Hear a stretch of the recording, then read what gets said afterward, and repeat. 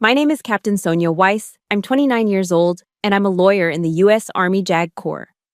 But in this suffocating civilian courtroom in Tacoma, my uniform and my rank meant nothing. I was just the daughter of a dead woman. My father, Leonard Wright, a powerhouse attorney, looked at me across the polished mahogany table, his eyes cold and devoid of any kinship. He turned to his own lawyer, his voice just loud enough for me to hear. Just drag it out. She's a soldier who's used to taking orders. She doesn't have the patience or the money for a real fight.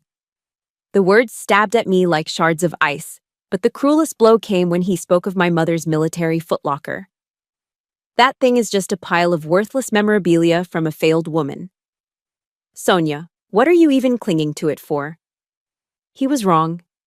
He had no idea that in that pile of worthless memorabilia, my mother had left behind the evidence that could destroy the entire empire of lies he had built. Before I get into my story, let me know how your day is going, happy or sad. Support me by hitting the like and subscribe button if you've ever been dismissed by your own family and had everything you cherish denied. The air inside the Pierce County courtroom was as cold and damp as the November sky outside. A relentless Pacific Northwest drizzle clung to the tall windows, blurring the gray world beyond into a watercolor of melancholy. I sat with my back ramrod straight, a military habit I couldn't shake even in my charcoal gray civilian suit.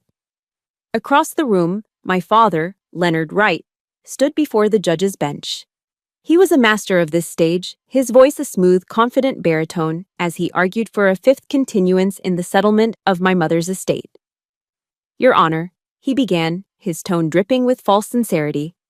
The complexity of these military asset documents requires more time for a thorough review. I watched the subtle, non-verbal exchange between him and Judge Alcott. A slight lift of an eyebrow from my father, a knowing, almost imperceptible nod from the judge. It was a perfectly choreographed piece of theater. Alcott, a retired Army colonel himself, leaned forward sympathetically. I understand, Leonard, matters concerning a service member's estate can be intricate. They were talking about my mother, Elena Foster, a humble woman whose most valuable assets were a small townhouse and a worn-out Ford sedan. But in their hands, her simple legacy was being twisted into some ludicrous matter of national security. My lawyer, Clara, stood to object.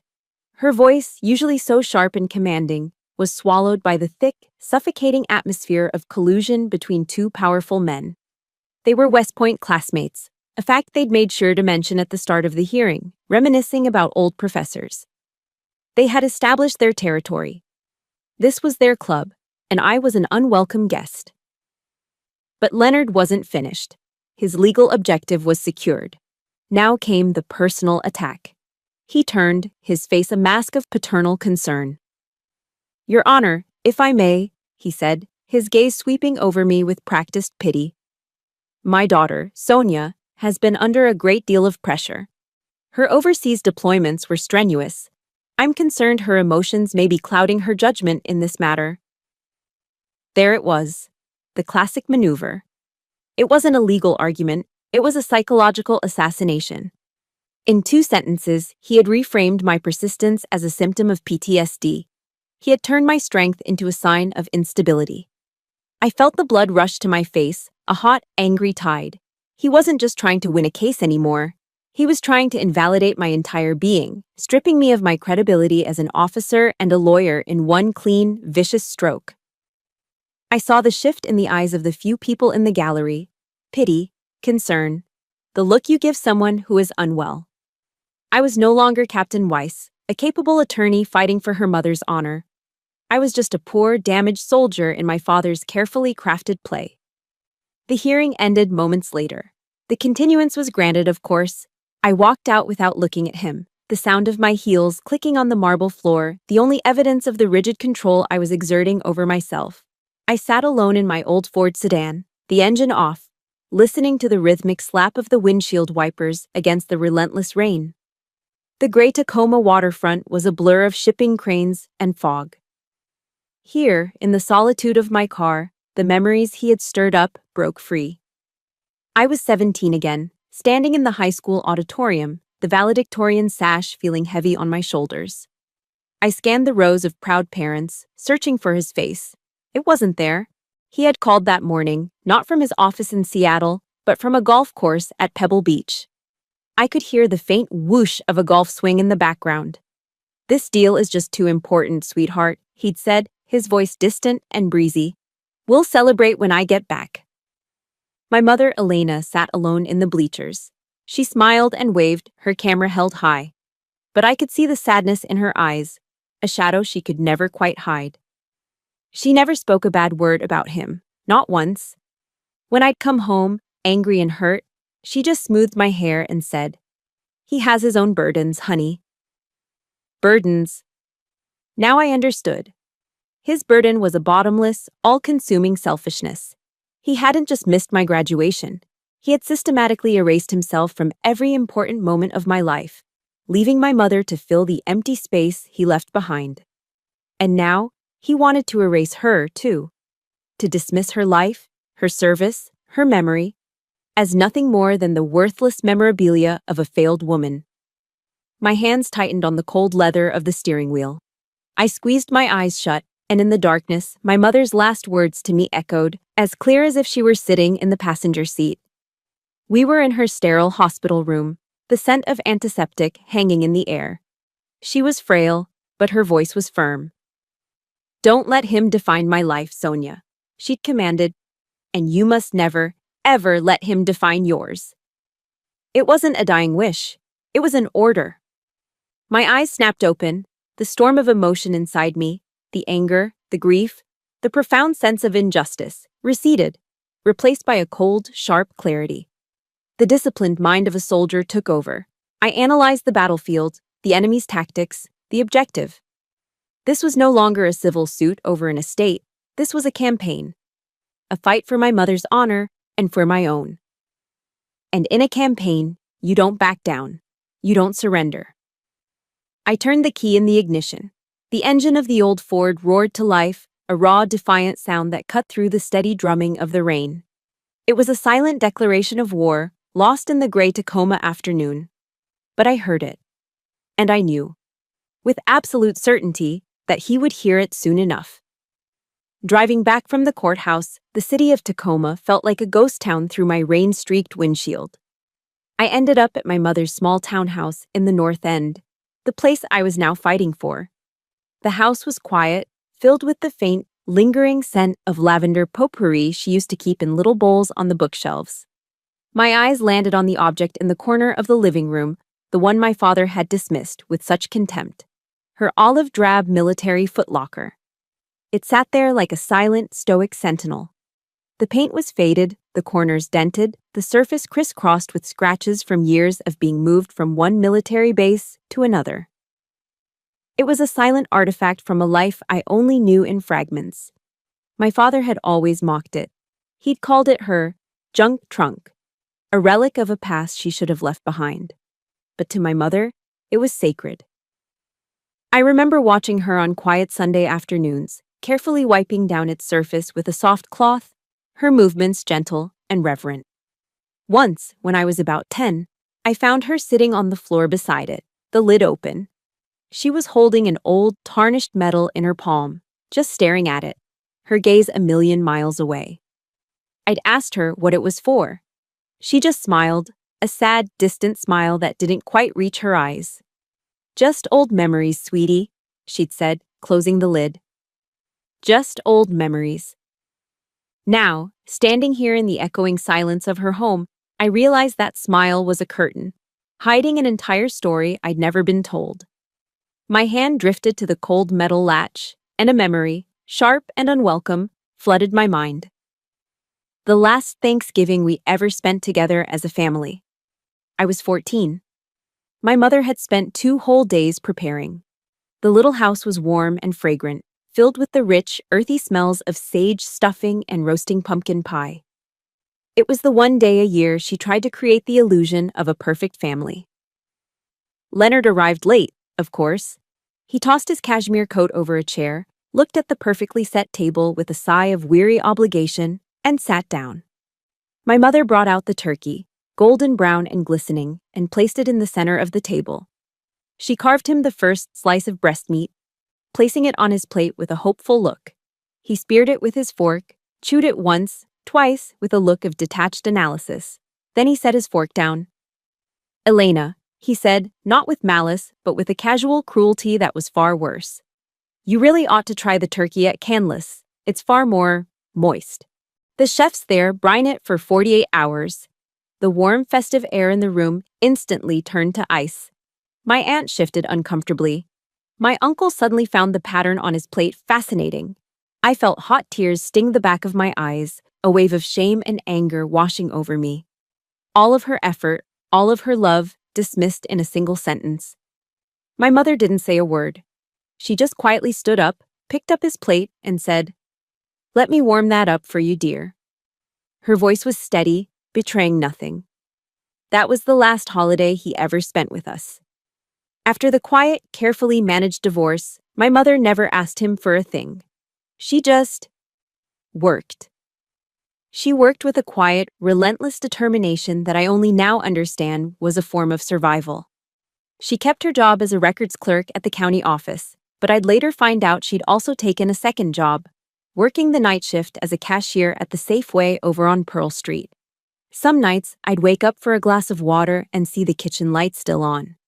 I'd peek around the corner and see her slumped over the small kitchen table, surrounded by a sea of envelopes. Bills, pay stubs, bank statements. The weight of the world seemed to be resting on her tired shoulders. But she never complained. She never let me see the struggle. When I got my acceptance letter to the University of Washington, she celebrated by opening a $10 bottle of sparkling wine. Her joy was so pure, so absolute, it lit up the entire house. It was years before I learned the truth from my aunt. To make the initial housing deposit for my dorm room, my mother had sold her mother's gold locket, the only piece of real jewelry she owned. That sacrifice, that act of profound love, was what Leonard had dismissed as failure. A hot knot of anger and grief tightened in my chest. He lived in a waterfront mansion on Lake Washington while she sold off pieces of her past to build my future. I slid down to the floor, the worn carpet rough against my jeans, and pressed my cheek against the cold, unyielding metal of the footlocker. The past and present collided in that single point of contact. And then another memory surfaced, quieter this time. Late afternoons in the kitchen, the smell of dinner cooking, and the sound of the radio. My mother often listened to NPR, and sometimes a woman's warm, thoughtful voice would fill the space, talking about things I didn't fully understand then: courage, shame, vulnerability. It was Brené Brown. My mom loved listening to her. A phrase from one of those talks echoed in my mind now: a life raft in a sea of confusion. Vulnerability is not weakness. It's our most accurate measure of courage. I wonder how many of us grew up watching a parent, especially a mother, who was strong in her silence, who carried burdens we never knew about. If you had a quiet hero like that in your life, please support me by hitting the like button, and in the comments, just type one word: hero. Let's fill the comments with a tribute to them. Maybe my mother's silence wasn't resignation. Maybe it wasn't failure. Maybe, just maybe, it was a soldier's tactical choice to protect what was most important. Maybe it was a form of courage that I, a trained officer taught to face every threat head-on, was only just beginning to comprehend. The footlocker felt different now. No longer just a box of old memories, but a puzzle box, a legacy waiting to be understood. The weeks that followed blurred into a grueling war of attrition. My father wasn't fighting me in the courtroom anymore. He was fighting me in my daily life, and he was using his most effective weapon: money. The legal bills from Clara's firm began to arrive, each one a stark white reminder of my dwindling resources.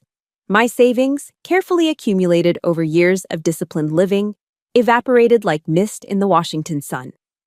Every motion my father's lawyers filed, every request for another delay, was a direct assault on my bank account. It was a strategy I recognized from my psychological warfare training: the slow squeeze. Starve the enemy of resources until surrender is their only option. My life began to shrink. The small luxury of a morning latte from the Starbucks on 6th Avenue was the first to go. I started brewing my own coffee at home, the bitter taste a constant reminder of my financial reality. Dinners became simple affairs of pasta with jarred sauce or eggs and toast. I started tracking every dollar, the mental fatigue of constant budgeting wearing me down almost as much as the legal battle itself. Leonard knew exactly what he was doing. He was strangling me, slowly, methodically, hoping I would simply run out of air. Late one night, staring at my bank balance on my laptop screen, I felt a familiar frustration. I remembered a lecture I'd once read from General Martin Dempsey, a former chairman of the Joint Chiefs of Staff. He spoke about integrity in the face of adversity, about holding on to your core values when everything around you is trying to strip them away. I closed the laptop. My values weren't for sale. Not yet, anyway. Then came the attack on a different front. My career. The call I had been dreading came on a Tuesday afternoon. The caller ID showed a number from Fort Bragg. It was my commanding officer, Colonel Miller. His voice was calm, professional, but the message was as clear as a gunshot. "Sonia," he began, without any of the usual pleasantries. "I've received a few calls, inquiries. People are asking about you, about this civil case. It's generating some unwanted attention for the Corps." An icy chill snaked down my spine. It was happening. Leonard was pulling strings, using the network of powerful men he'd cultivated over 30 years to poison the well. My life as a soldier was built on a foundation of honor and reputation. He was trying to demolish it. "Sir," I started, trying to keep my voice even, "it's a private family matter." It stopped being a private matter when names started getting mentioned in legal circles, Captain. He cut me off, his voice hardening slightly. "The JAG Corps needs its officers focused, undistracted." There was a pause. "Resolve this, Captain. Whatever it takes." He hung up. The words, "whatever it takes," echoed in the silent room. It was a command wrapped in a suggestion. It implied compromise, settlement, retreat. It was an order to abandon the very integrity General Dempsey had spoken of. The place I considered my professional home, the institution I'd sworn an oath to, was now telling me to stand down. The feeling of isolation was crushing. Soon after, the harassment became less subtle. One evening, as I was taking the trash out to the curb, the flash of a camera blinded me for a second. A dark sedan I didn't recognize was idling at the end of the street. It sped off before I could get a good look. A few days later, I came out to my car to find a long, shallow scratch down the passenger side door. Not deep enough for an insurance claim, but a clear, unmistakable message. "We are watching you." The final straw came one evening when there was a soft knock on my door. It was Mrs. Henderson, my elderly neighbor from across the street. She was a sweet woman who always brought over a portion of her casserole whenever she made too much. Tonight, her face was etched with worry. "Sonia, dear," she said, clutching her robe tightly. "A man came by this afternoon, a nice-looking fellow in a suit, said he was from an insurance agency doing a neighborhood survey." She hesitated, wringing her hands. "But he asked odd questions about you. He asked if you seemed stressed, if I ever heard shouting from your house.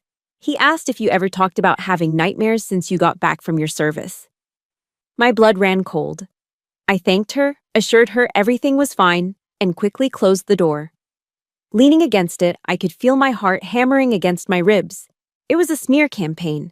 He was building a file, creating a narrative of an unstable veteran, a woman whose testimony couldn't be trusted because her mind was supposedly broken by war.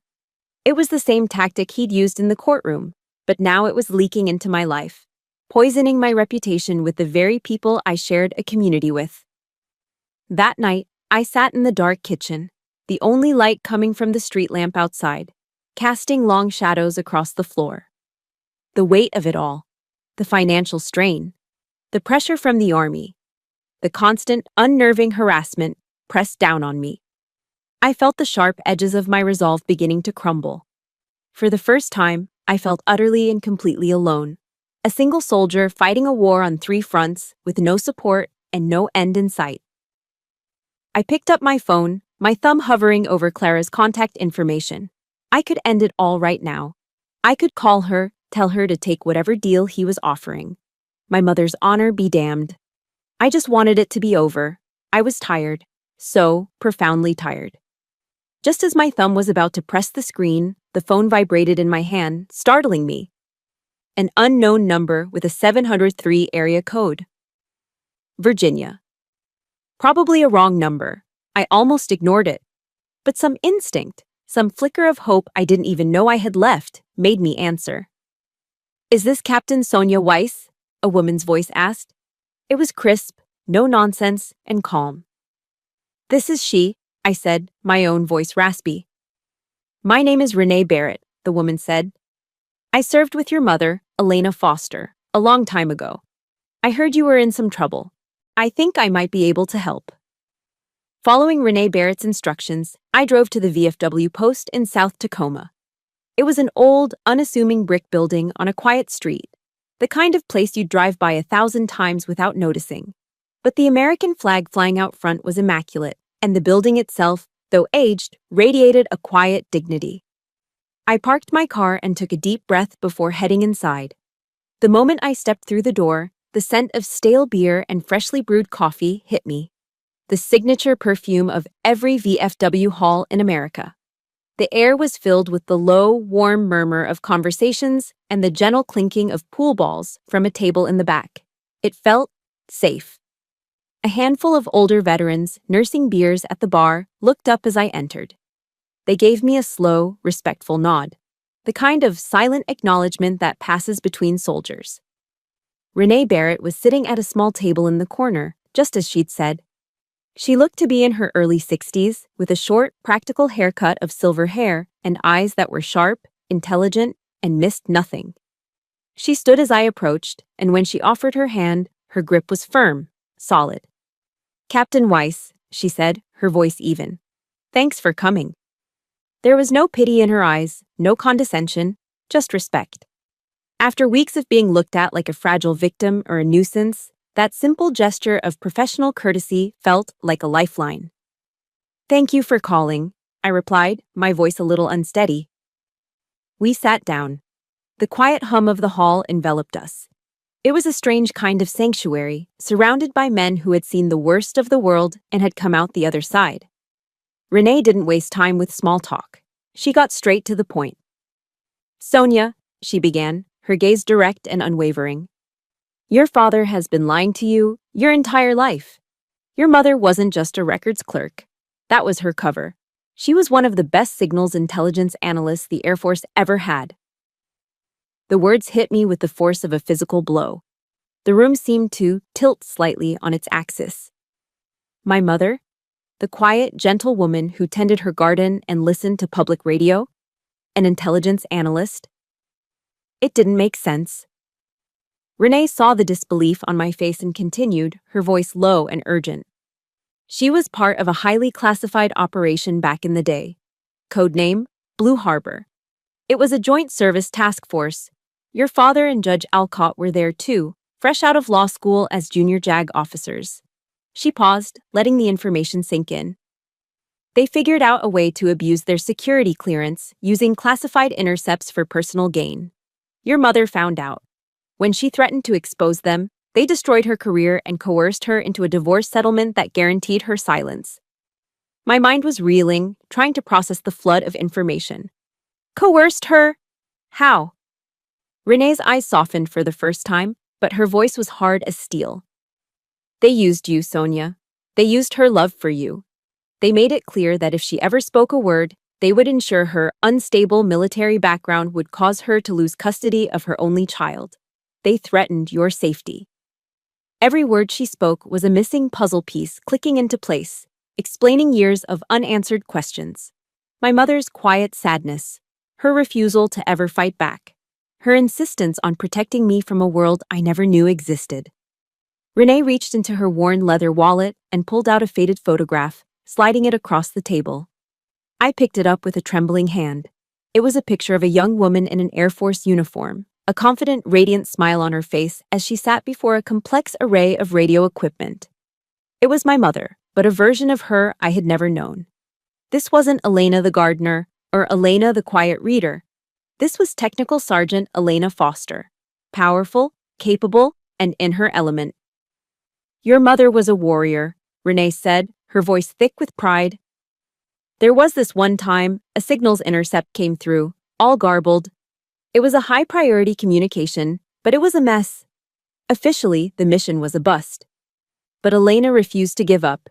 She knew a team was operating in the blind based on that intel.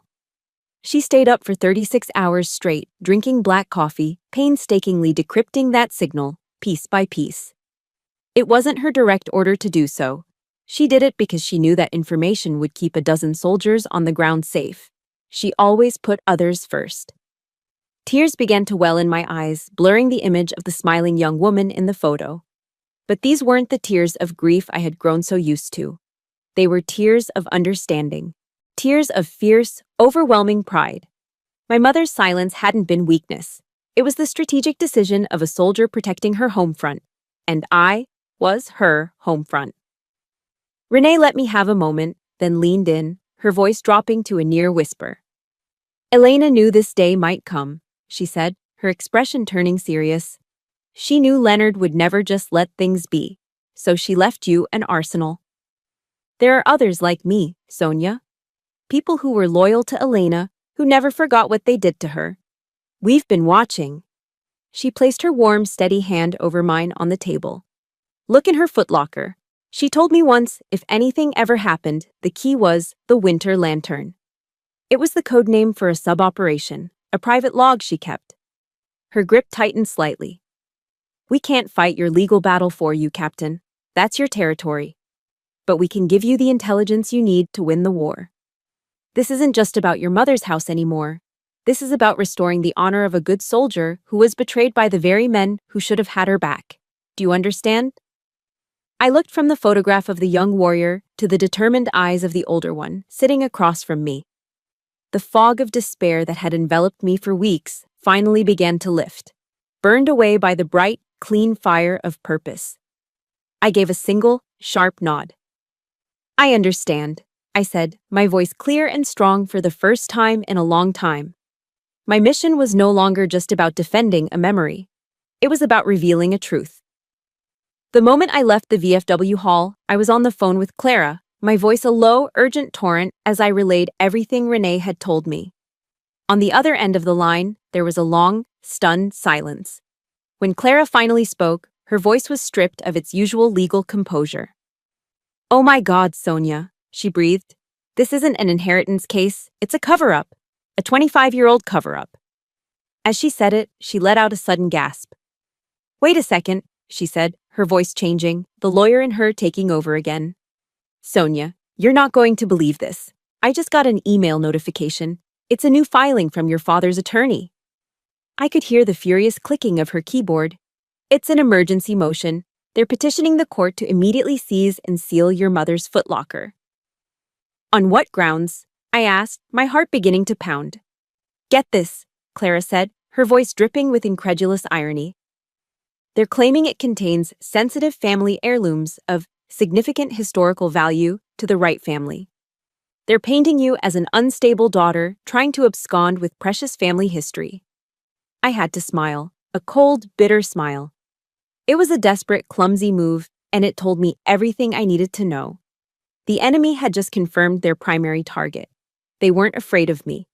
They were terrified of that footlocker. They had no idea I already had the key. That night, the house was utterly still except for the quiet hum of the refrigerator. I stood before the footlocker, the phrase Renee had given me echoing in my mind. Winter Lantern.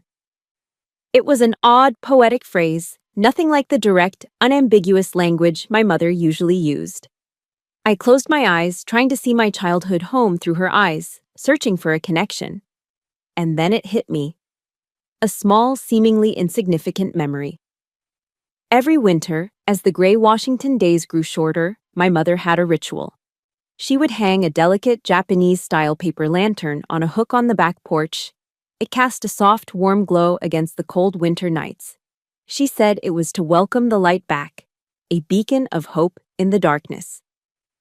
My pulse quickened. It wasn't a password. It was a place, a clue hidden in plain sight. With a surge of adrenaline, I carefully maneuvered the heavy footlocker away from the wall and tipped it onto its back. The underside was plain, dusty metal, except for 4 screws near the corners. 3 of them were worn and tarnished with age, but the 4th, in the bottom right corner, was slightly different. The slot was cleaner, the metal a fraction shinier, as if it had been turned more recently than the others. My hands were shaking slightly as I retrieved a screwdriver from the kitchen junk drawer. I worked carefully, my JAG school training on evidence handling kicking in. One by one, I loosened the old screws. When I got to the 4th one, it turned more easily. With the last screw out, I gently pried at the edge of the base plate with the flathead screwdriver. It didn't budge. My heart sank. Was I wrong? Then I remembered the lantern. A beacon. A light. I pushed the plate, not pulled. It slid sideways with a soft metallic groan, revealing a shallow, hidden compartment beneath. My mother, the woman I thought I knew, the woman of gardens and books and quiet smiles, was a master of tradecraft. My breath caught in my throat. Inside the compartment, there was no jewelry, no sentimental keepsakes. It was an intelligence file, meticulously organized. On top was a standard-issue military logbook. I opened it. My mother's handwriting, a neat, precise cursive, filled the pages. It was a detailed record of dates, times, and radio frequencies that were accessed without authorization during Operation Blue Harbor. Beneath the logbook were a series of black and white photographs. A young Leonard Wright and a young Richard Alcott, smiling, cocky, standing next to a bank of signals, monitoring equipment they had no business being near.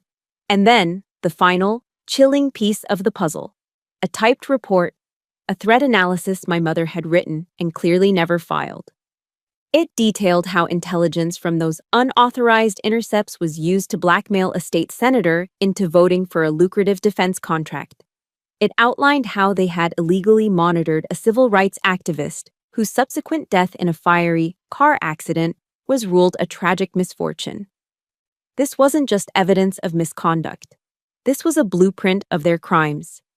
My training in analysis kicked in, my brain automatically sorting the information, applying the ACRT model: analyze, correlate, report, target. I had the analysis and correlation right here in my hands. The next steps were up to me. On the very top of the file was a single yellowed envelope sealed with wax. In my mother's elegant script, it simply said, "For Sonia." With trembling fingers, I broke the seal and unfolded the single sheet of paper inside. It wasn't from the analyst. It was from the mother. "My dearest Sonia," it began. "If you are reading this, it means my greatest fear has come to pass. I am so sorry I could never tell you the truth. My only mission since the day you were born was to protect you. The contents of this footlocker are dangerous, Sonia, but they are also the truth. Use them wisely. Use them to defend your honor and mine. But most importantly, whatever you do not let this fight harden your heart. Do not let their cynicism become your own. Always be the soldier of integrity I know you were born to be. That is the only legacy that truly matters." I folded the letter, a single hot tear tracing a path down my cheek and splashing onto the aged paper. The weight of her love, her foresight, her incredible strength settled over me. This was her final mission briefing.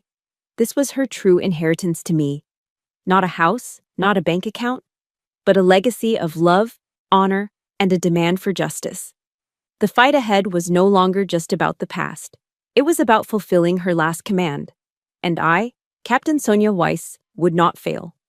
Armed with my mother's meticulously crafted arsenal of truth, I was no longer a plaintiff in an inheritance dispute. I was an officer with a mission. The objective was clear. I spent the evening on a video call with Clara, laying out the plan. "We don't take this to court. Not yet," I said, my voice firm. "The evidence is too volatile. If these documents are still classified, which they likely are, introducing them could get me disbarred or even prosecuted. We can't risk it." Clara nodded, her eyes wide as she stared at the scanned copies of the logbook on her screen. "So what's the play?"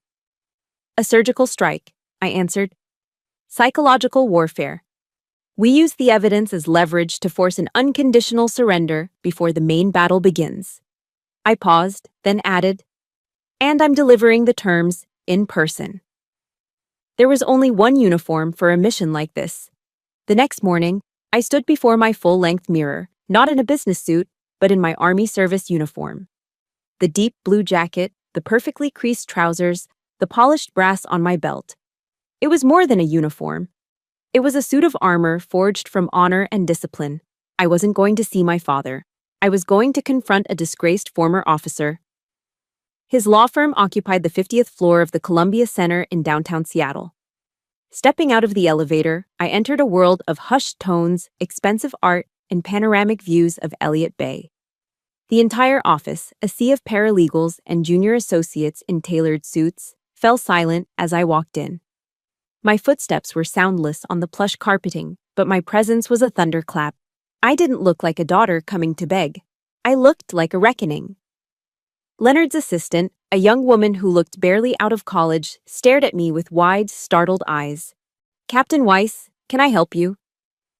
"I'm here to see Mr. Wright," I said, my voice calm and level. He was in a glass-walled conference room, mid-sentence. He saw me, and his expression flickered from annoyance to irritation. He held up a hand to his colleagues, smoothly ending the meeting, and motioned them out. As they filed past, they shot me curious, uneasy glances. Leonard closed the door to his private office and turned to me, his face a mask of controlled fury. "Sonia, what in God's name is this stunt? This is my place of business." I ignored the question. I walked past him, across the vast expanse of his office, to the massive mahogany desk that served as his throne. The city of Seattle sprawled below us like a kingdom. Without a word, I reached into my briefcase and placed a single, black and white photograph on his perfectly organized desk blotter. It was the picture of him and a young Richard Alcott, laughing beside the signals monitoring equipment from Operation Blue Harbor. The smug, self-assured mask on my father's face dissolved. It froze, then cracked. He stared down at the photograph, his skin turning a pale, ashen color. He looked from the picture to my face, and for the first time in my entire life, I saw genuine, undiluted panic in his eyes. "Where did you get this?" he hissed, his voice a dry rasp. I didn't raise my voice. I kept it low and steady, a lesson I'd learned in hostage negotiation training. Always speak from a position of strength, not aggression. "You have 48 hours, I said, my voice as cold and clear as the glass separating us from the sky. "You will withdraw the lawsuit. You will release all claims to my mother's estate, and you will issue a formal public apology for the slanderous statements you made about her character." He just stared at me, his mouth slightly agape. "If you fail to meet these terms," I continued, "then at Orwa 900 on Monday morning, a full certified copy of this photograph, along with your partner in crimes and the accompanying logbook, will be delivered to the Washington State Commission on Judicial Conduct, the Department of Defense Inspector General's office, and a few old friends of mine at the Seattle Times." I let a beat of silence hang in the air, heavy and absolute. "Consider this a settlement offer," I finished. "Officer to officer." The panic in his eyes blazed into pure rage. He threw his head back and laughed, a harsh, grating sound completely devoid of humor. "You think you can threaten me," he snarled, jabbing a finger at the photo.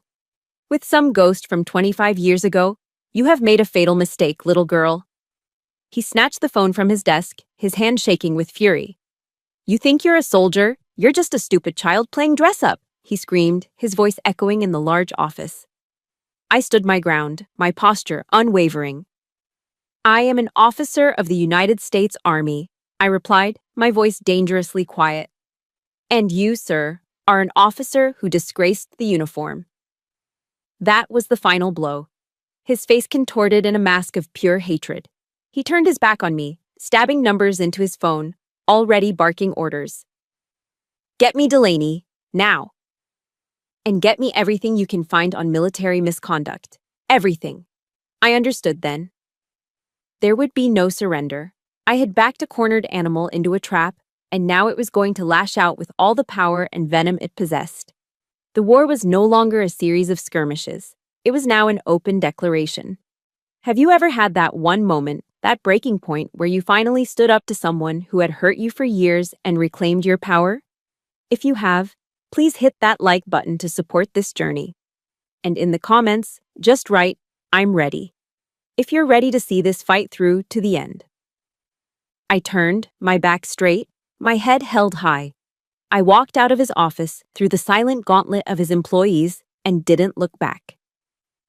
The battle lines had been drawn, and I was ready. My father was not a man who bluffed. At 800 on Monday morning, the storm hit. My phone rang, and it was Clara, her voice tight with a mixture of fury and professional alarm. "Sonia, he didn't just counterattack. He launched a nuclear strike," she said, skipping any greeting. "He and Alcott have filed an emergency motion in federal court. They're claiming the footlocker contains classified documents that pose a clear and present danger to national security. They've invoked a little-known provision of the Homeland Security Act." My stomach clenched into a tight, cold knot. What does that mean exactly? It means they're petitioning for an immediate seizure of the evidence and a total gag order on you, me, and anyone else involved, Clara explained, her words coming fast. "Sonia, this is a brilliant and evil move. He's not just neutralizing your weapon, he's turning it against you. He's recasting this whole thing. You're no longer a daughter seeking justice. You're a potential national security threat. If you so much as mention the contents of those documents now, you could be prosecuted under the Espionage Act." It was a legal checkmate, a perfect trap. I was silenced, my hands tied by the very laws I had sworn to uphold. But the assault wasn't confined to the civilian courts. That afternoon, a new email appeared in my encrypted inbox. The sender was the Office of the Inspector General, U.S. Army JAG Corps. My heart felt like it stopped beating for a full second. The subject line was stark: "Inquiry regarding unauthorized possession of military documents." My hands trembled as I opened it. The language was formal, cold, and utterly terrifying. "Captain Weiss, it has come to our attention that you may be in possession of sensitive military materials obtained through unofficial channels. You are hereby ordered to cease and desist from any dissemination, discussion, or destruction of said materials.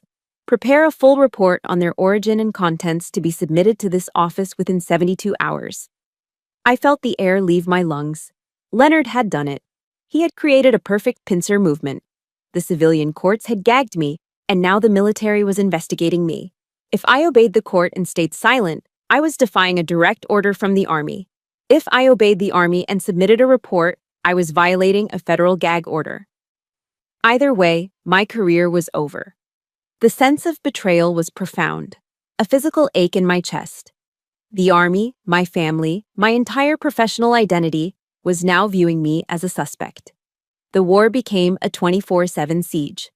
The dark sedan was no longer subtle. It was parked openly at the end of my street day and night, a constant silent reminder that I was being watched. The anonymous calls started, usually around 2 a.m., with nothing but static on the other end, just enough to shatter my sleep and fray my nerves. Then came the final turn of the screw. I went to pay my credit card bill online and was met with a blunt, red message: "Account frozen. Please contact customer service." A suspicious system error, the bank clerk called it. Leonard was systematically dismantling my life. He was cutting off my money, destroying my career, and grinding down my spirit. That night, I sat on the floor of my mother's dark living room, the damning file lying on the coffee table in front of me. It felt radioactive, a thing that was supposed to be my salvation now burning a hole in my life. For the first time since I'd put on the uniform, I felt utterly, completely defeated. Captain Sonia Weiss, the officer who always had a plan, the lawyer who always had an answer, was out of moves. The board was set against me. I was going to lose. In the depths of that despair, I remembered a book I'd read about Justice Ruth Bader Ginsburg. I remembered how she won impossible battles not by launching frontal assaults, but by finding procedural weaknesses, small cracks in her opponent's moral and ethical armor. But I had no such leverage. I had nothing. Just as that thought crossed my mind, my phone buzzed on the floor beside me. A text from an unknown number. My first instinct was to ignore it, another harassment tactic. But the message was clear and direct. "This is Joyce, Judge Alcott's clerk. Can't talk long. Meet me at Bluebeard Coffee in 30 minutes. Come alone." My mind raced. This had to be a trap. A setup to further discredit me. It was reckless. It was stupid. But as I looked around the dark, silent room, I realized I had absolutely nothing left to lose. The cafe was a small, hip spot on 6th Avenue, filled with the rich aroma of roasting coffee and the quiet chatter of students. I found Joyce in a booth at the back. She was a woman in her mid-50s, with tired eyes and a nervous energy that made her constantly glance towards the door. She looked like 1,000 other career administrative assistants, the kind of person who becomes invisible in the halls of power. She didn't waste time on pleasantries. "I've worked for Judge Alcott for 15 years, she whispered, her hands trembling as she clutched her coffee cup. "I always knew he wasn't clean, but this is different. This is wrong." She pushed a small, nondescript flash drive across the table. "I've seen Leonard Wright coming into the judge's private chambers after hours, multiple times since this case started. No appointments, no records." She took a shaky breath. "On this drive are the financial statements for a shell corporation, a Delaware LLC. It's owned by your father's firm, and it's been making tuition payments directly to Stanford University for Judge Alcott's son for the past 2 years. She stood up abruptly, her chair scraping against the floor. "That's all I can do," she said, her eyes pleading with me to understand. "Good luck, Captain." And then she was gone, melting into the crowd. I sat there for a long moment, staring at the small piece of plastic and metal in my hand. It was an impossible gift from an unlikely ally. It wasn't the powerful weapon I had tried to use. It was something better. It was a silver bullet. Joyce's flash drive changed the entire battlefield. I met Clara at her office that evening, and as she clicked through the files, spreadsheets, bank transfers, incorporation documents, a slow, fierce grin spread across her face. "This is it, Sonia," she said, her eyes gleaming in the glow of the monitor. "This is their Achilles heel. Forget Blue Harbor. Trying to prove a conspiracy from 25 years ago with potentially classified documents is a legal minefield. But proving contemporary bribery of a sitting judge? That's not a minefield. That's a parking lot. It's simple, direct, and devastating." A new battle plan emerged, one based on the Powell Doctrine I had studied at West Point. Apply overwhelming force at the enemy's weakest and most decisive point. We would execute a classic flanking maneuver. Publicly, we would agree to their motion. We'd consent to have the footlocker sealed, showing our full compliance with the court and the military. While they were busy fortifying the front gate, we would be coming over the back wall. Our counterattack would be twofold. First, we filed a formal complaint with the Washington State Commission on Judicial Conduct, attaching the entire contents of the flash drive. Second, we filed a motion for the immediate recusal of Judge Alcott from our case, citing gross judicial misconduct and an irreconcilable conflict of interest. We weren't just asking him to step aside, we were accusing him of a crime. Predictably, with their primary objective seemingly achieved, they made a move they thought was a final checkmate. My father's lawyer, Delaney, called Clara. Unaware that we had Joyce's silver bullet, they thought they had already won. "Clara," he began, his voice oozing with condescending victory. "Leonard is feeling generous. He's willing to drop all this nonsense, release the full inheritance to your client. All he wants in return is the footlocker and a signed NDA. Simple." "No deal, Delaney," Clara said flatly. There was a pause. Delaney was clearly surprised. "All right," he said, shifting tactics. "Let's talk numbers. To make this all go away, my client is prepared to offer your client a cash settlement. $200,000 on top of the estate. Tax-free." Later that night, Clara called me, playing devil's advocate as a good lawyer should. "Sonia, you need to seriously consider this. It's an exit ramp. You can walk away from all of this right now with a significant amount of money. You can be free." I looked out my window at the familiar Tacoma rain, the drops tracing silver paths down the dark glass. Free? Freedom bought with silence felt like another kind of prison. My mother hadn't endured a lifetime of quiet sacrifice for me to sell her honor for a bribe. No, Clara, I said, my voice quiet but absolute. My oath isn't for sale. My mother's integrity isn't for sale. We fight. The recusal hearing took place not in a grand courtroom, but in a small, suffocating hearing room in the federal building. There was no jury, no press, just us, my father's legal team, and a senior presiding judge. A stern-faced woman named Judge Carmichael. Judge Alcott sat at the respondent's table, not on the bench. For the first time, he was the one under scrutiny. My father and his team radiated a smug confidence. They assumed this was a desperate, last-ditch delay tactic.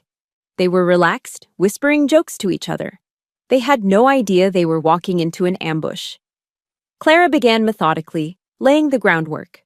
She presented a timeline of ex parte communications, private meetings and phone calls between my father and Judge Alcott, all logged by the meticulous Joyce. Delaney, my father's lawyer, stood up, looking bored. Your Honor, this is absurd. These are two old friends, former colleagues. A casual conversation is not grounds for recusal. Judge Alcott nodded in agreement, a patronizing smile on his face. Indeed, I failed to see the conflict counsel. He attempted to portray himself as the victim of a frivolous accusation. He spoke of his long, unblemished career, the unfortunate misunderstanding by an overzealous young attorney. Me.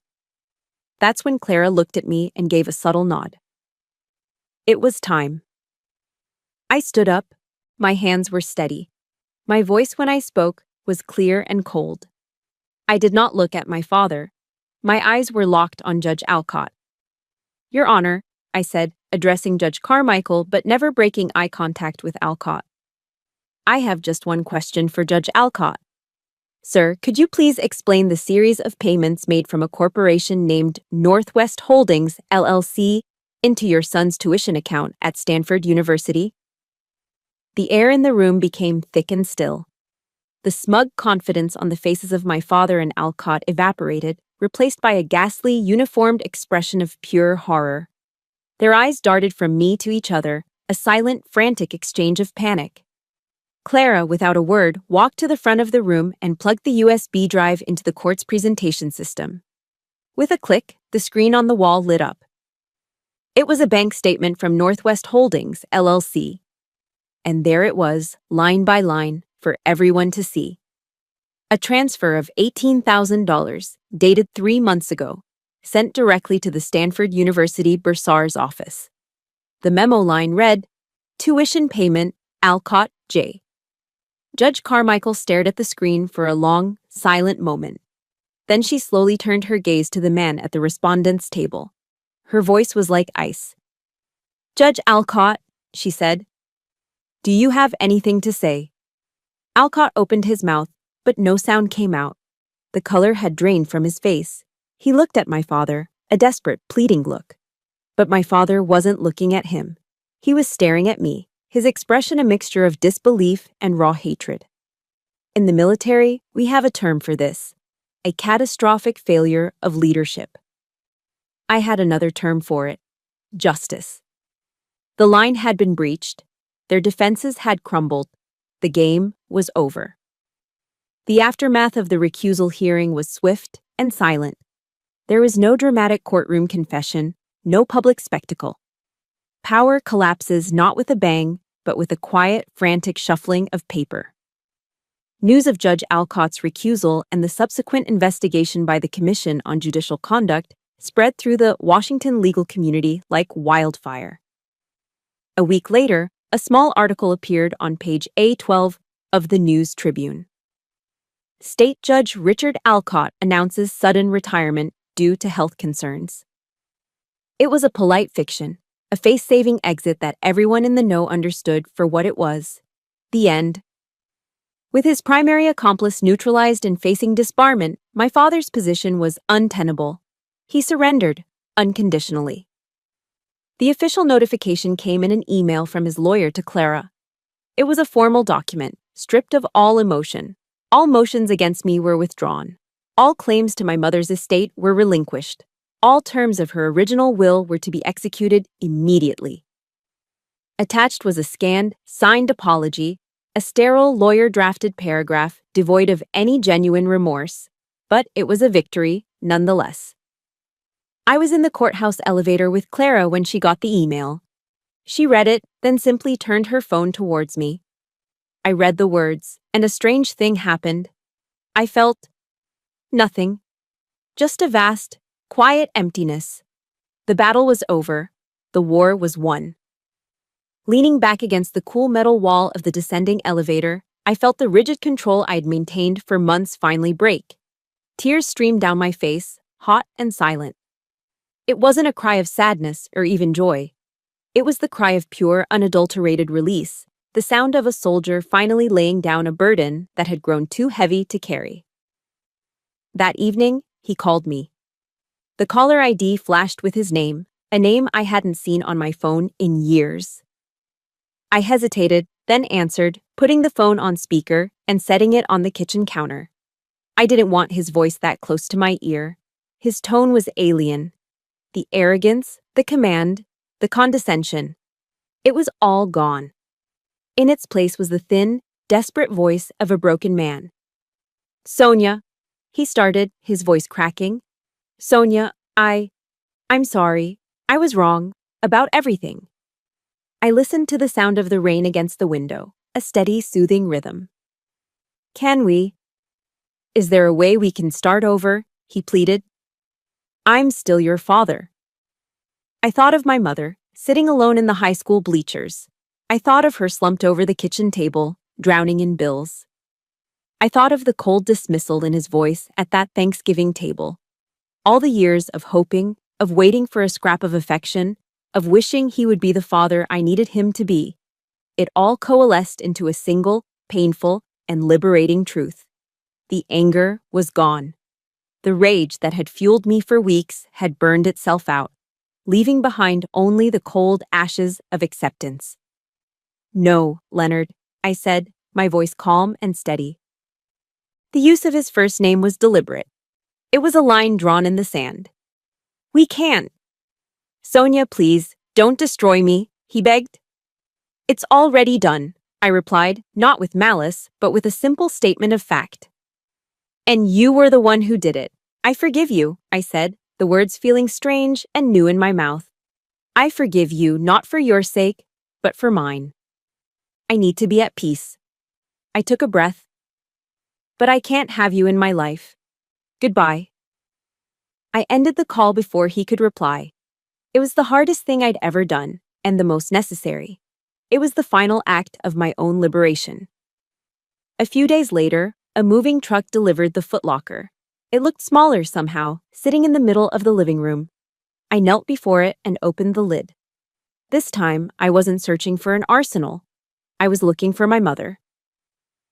I gently lifted out the contents, one by one. Her neatly folded Air Force dress blues. A small box of medals, including a meritorious service medal I'd never seen before. Photographs of her as a young woman, surrounded by friends in uniform, all of them smiling. And tucked into a side pocket, I found it. A formal certificate of commendation. It was for outstanding achievement in signals intelligence during a period of critical national importance. It was the truth, on paper, that Leonard had tried so hard to bury. I had done more than just win a lawsuit. I had reclaimed my mother's identity. I had restored her honor. She wasn't a failed woman. She was a quiet hero. My mother used to keep a well-worn Bible on her nightstand, and a particular verse she had underlined came back to me then, from the book of Micah. "What does the Lord require of you? To act justly and to love mercy and to walk humbly with your God." That was the code she lived by. Justice and mercy. Sitting there on the floor, surrounded by the tangible proof of my mother's hidden life, I finally understood her true legacy. It wasn't in this house or in her small savings account. It was in the logbook, a testament to her integrity. It was in her final letter to me, a testament to her love. It was in the unwavering moral compass of a woman who chose honor over safety, truth over silence. She had taught me the greatest lesson of all, that a soldier doesn't fight for what is in front of them, but for what they leave behind. And in that quiet, peaceful moment, I knew exactly what I had to do to carry that legacy forward. 6 months later, I was back in uniform, back in my office at Fort Bragg. On the surface, everything was the same. The familiar rhythm of military life, the demanding caseload, the scent of strong coffee in the morning. But I was not the same. The battle I fought in Tacoma had forged something new in me. It hadn't made me bitter or cynical, as my mother had feared. It had sharpened me. It had deepened my understanding of what justice truly means. It had made me a better officer. The experience had planted a seed of purpose in me, and with Clara's help, I was determined to make it grow. Using a portion of the inheritance, my mother's hard-earned money, we established a new pro bono program under the Washington State Bar Association. We called it the Elena Foster Initiative. Its mission was simple: to provide free legal services to female veterans facing injustice in the civilian world. Women who, like my mother, had served their country with honor only to come home and face a different kind of war. Quiet, isolating battles fought in courtrooms and conference rooms, far from any recognized field of combat. I wasn't just managing my mother's estate, I was making it live and breathe. My life found a new, richer cadence. I worked my cases for the Army with renewed vigor, but now my evenings and weekends were filled with calls and emails for the initiative, collaborating with Clara to help women who had nowhere else to turn. As for my father and Judge Alcott, their worlds had unraveled. I didn't follow the specifics obsessively, but the news trickled down through the legal grapevine. Alcott was disbarred. Leonard was forced to step down as senior partner at his firm, his reputation in tatters. Justice, in its slow, grinding way, had been served. But I found that I took no pleasure in their downfall. They were no longer titans casting long shadows over my life. They were just men, flawed and broken by their own choices. They had become a part of my past, and my focus was firmly on the future. One crisp autumn afternoon, I found myself standing in a lecture hall at the JAG School in Charlottesville, Virginia. I'd been invited to speak to a class of new officers, the next generation of military lawyers. Standing at the podium, looking out at their eager, intelligent faces, I saw a reflection of my younger self. I didn't tell them my story, not exactly. Instead, I presented it as a case study, a hypothetical scenario stripped of names and personal details. I laid out the facts: a junior officer, a corrupt system, a fight to defend the honor of a deceased soldier. We talked about legal ethics and the rules of professional conduct, but then I set my notes aside. There will come a time in your career, I said, my voice clear and strong in the quiet hall, when you will face a choice. Not a choice between legal and illegal. That's the easy part. You'll face a choice between the easy path and the right one, between what is convenient and what is just. Everything in our world, every incentive, will push you towards the easy path. But our oath, the one we all took, demands more. It demands that we choose the right path. Always. I looked into their eyes and I saw understanding. I saw respect. I saw the spark of the same fire that my mother had passed on to me. In that moment, I knew I was continuing her legacy in the most meaningful way possible. I wasn't just a lawyer, I was becoming a leader, living the ideal of servant leadership. That true leaders serve the needs of others first. I still kept my mother's little house in Tacoma. I would fly back on long weekends, leaving the dry heat of North Carolina for the cool, damp air of the Pacific Northwest. I'd work in her garden, pulling weeds from the flower beds and feeling the rich soil between my fingers. The house was a sanctuary, a place of profound peace where I could feel her presence in the quiet moments. On the last day of one of those visits, I put on my Army service uniform one more time. I drove out to Tahoma National Cemetery, the sprawling military burial ground nestled among the tall pines. The air was clean and smelled of evergreen and damp earth. I found her headstone easily. It was a simple, elegant piece of white marble, just like all the others, a testament to the fact that in service and in death, all are equal. The inscription was modest, just as she would have wanted.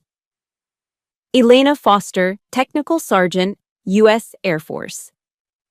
There was no mention of the lives she saved, the secrets she kept, or the silent war she won. But I knew. I knelt and placed a small bouquet of white daisies at the base of the stone. "I did it, Mom," I whispered, my voice catching in my throat. I got the story out. I straightened up, instinctively coming to a position of attention. Mission complete.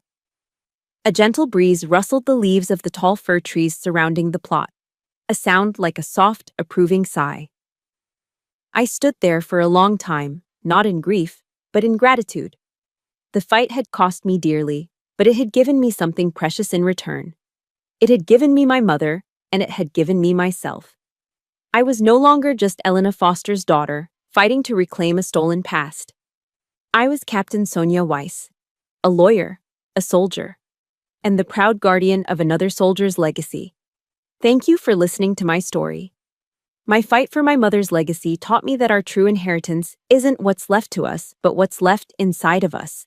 It's the courage to speak up, the integrity to choose the right path, and the strength to turn our deepest wounds into a source of help for others.